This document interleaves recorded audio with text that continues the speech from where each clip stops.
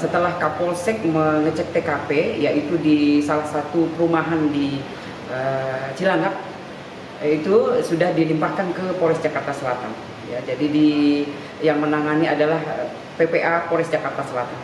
Untuk pelakunya sendiri seperti apa, Bun? Sudah diamankan dan dibawa kemana sekarang, Bun? Ya, jadi untuk pelaku atau yang anak yang berkonflik dengan hukum, ya, karena memang di bawah umur, jadi 14 tahun untuk umurnya sekarang ini sudah diamankan. Jadi lagi digali dan minta keterangan mengapa kejadian terjadi. Bu, untuk motif sementara seperti apa sih, Bu?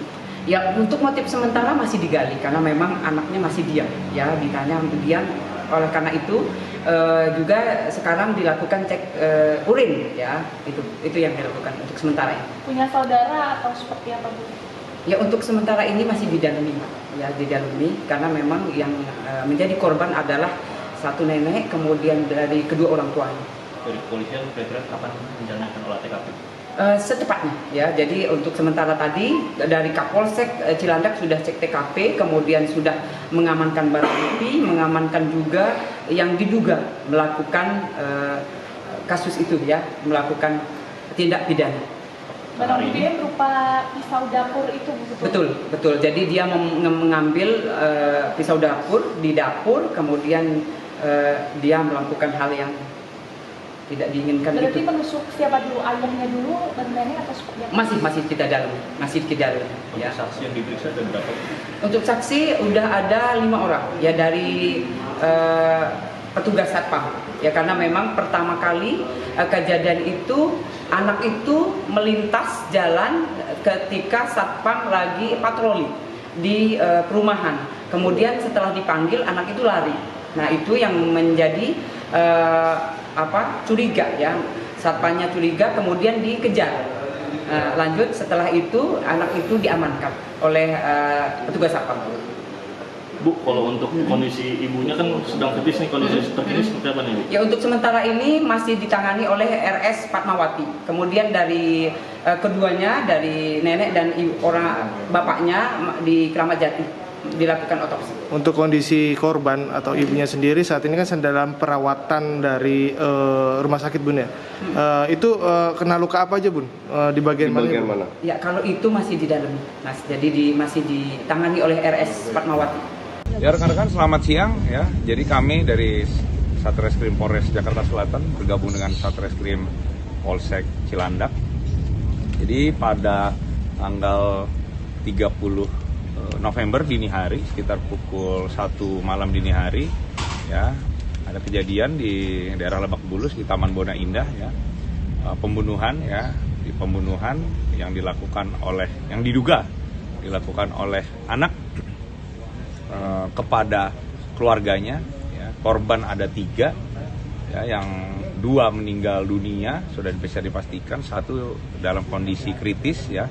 Yang meninggal dunia itu adalah ayah dari pelaku, ya.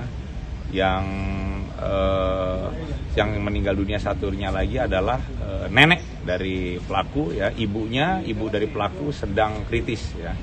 Untuk motif masih kami dalami, ya, dan untuk pelaku sendiri, ya, anak usia 14 tahun, ya, statusnya masih anak. Barang bukti yang sudah kami amankan yaitu pisau, ya, yang diduga dipakai untuk melakukan pembunuhan, ya. Setelah itu spray dan baju yang berlumuran darah dan lain-lain. Itu kan ada CCTV, Pak, di rumahnya, ya. Ada diperiksa juga CCTV. Ya, dalam proses pemeriksaan semua. Korban ditusuk ketika keadaan sedang? Diduga korban ditusuk dalam keadaan tidur, ya, dalam keadaan tidur. Itu korban tidur di ruangan yang sama, ditusuk bersamaan apa gimana, Pak? Jadi ini masih kita dalami, ya, tapi informasi awal, ya, yang kami dapatkan keterangan dari pelaku, ya, ayahnya sedang tidur bersama ibunya, dia turun mengambil pisau, dari dapur dia naik lagi ke atas dan melakukan penusukan tersebut. Oke, Pak. Tapi dari temuan di dalam tadi, bagaimana kondisi darah di dalam seperti apa? Lalu kan temuan juga ada darah di luar depan rumah, Pak. Di rumah seberangnya itu gimana, Pak? Ya, baik. Jadi untuk darah, ya, yang kita temukan adalah di tempat tidur si ayah, ya, dan ibu. Setelah itu di lantai, tangga ya sampai dengan lantai 1 bawah ya di depan kamar nenek dan ruang tamu. Pak, mau menegaskan saja Pak. Setelah itu darah ada di tembok garasi ya, di pagar sampai dengan sekitar jalan depan rumah karena ibunya ini juga minta tolong ya sama tetangga ya, jadi darahnya juga ada di dekat rumah tetangga. Itu ibunya bisa minta tolong, maksudnya kebangun pas bapaknya ditikam? Iya, jadi ini interogasi awal ya, olah TKP awal ya, dan dikuatkan dengan keterangan dari pelaku. Dia nusuk ayahnya, ibunya bangun, ibunya juga ditusuk juga, tapi mungkin tidak masuk di tempat yang mematikan. Setelah itu ibunya teriak, ayahnya lari sampai dengan bawah ya. Setelah itu neneknya keluar, diduga neneknya juga ditusuk saat keluar. Berarti yang pertama ditusuk bapaknya? Bapaknya, Neneknya baru ibunya? bapaknya, ibunya, baru neneknya. Berarti saat ini masih otopsi di Urin pelaku sendiri Tes urin negatif. Apakah itu korban meninggal di TKP apa di rumah sakit? Di TKP. Pak, ada tes kejiwaan untuk pelaku sendiri Pak nanti? Ya, saat ini kami sedang menggandeng Apsifor ya untuk melakukan pendalaman motif ya, karena bagaimanapun anak adalah harus didampingi ya, diambil keterangan seperti itu. Kalau pengakuan sendiri dari pelaku seperti apa Pak ceritanya? Ya, interogasi awalnya dia merasa dia tidak bisa tidur, terus ada hal-hal yang membisiki dia lah, meresahkan dia seperti itu. Kami ini masih kita dalami, kita belum bisa ngambil kesimpulan kalau untuk Ada motif lain Pak? Ada dendam atau? enggak, belum ada. Ini masih kita dalami, ini kan masih awal sekali. Ini keterangan awal dari kami ya. Oke. Kritis atau sedang? Sedang masih kritis ya. Di Ya. RS? Di rumah sakit Fatmawati. Lukanya bagian mana aja? Punggung sama punggung lengan ya, sama pipi. Untuk ibu. Dunianya Pak? Korban meninggal dunia yang leher, punggung dan lengan. Sekarang sedang Masih otopsi, proses otopsi. Oke? Iya. Ya, gitu ya. Pergi kemana setelah tusuk ibunya ke sana itu? Ya, lari. Oke, ya. Penegasan satu lagi. Ya. Diawali dengan ada cekcok antara ibu dan Enggak ada. Sementara belum ada ya. Ini masih awal sekali rekan-rekan. Jadi biar rekan-rekan tahu awalnya dulu ya, sehingga setelah lanjutnya nanti untuk pendalaman perkembangan kami akan lapor. Itu kan kita ini kan nggak ada kejadian, nggak ada ini ribut-ributnya, itu sekitarnya ya kurang lebihnya hampir jam 2 atau jam 1 lebih lah tadi pagi lah. Itu karena di depan ada portal, ada CCTV, jadi ini yang pelaku ini mau kabur melompat dari pagar yang di A1 sana. Itu kan ada ada pagar agak pendek, itulah motornya itu ditinggal di sana lah. Security itu kan standby. Itu kronologisnya mungkin itu. Kalau selanjutnya kan itu ada penyelidikan, nanti lebih detailnya itu.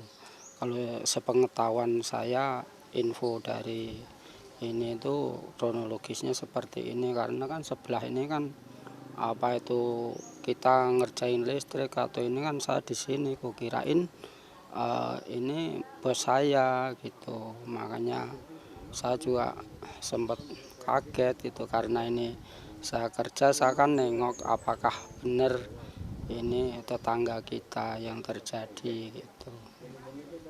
Tapi yang Bapak ketahui pribadi dari keluarga ini seperti apa, khususnya korban dan juga terduga? Kalau ini kan nggak pernah istilahnya mengetahui ya kalau kayak gitu.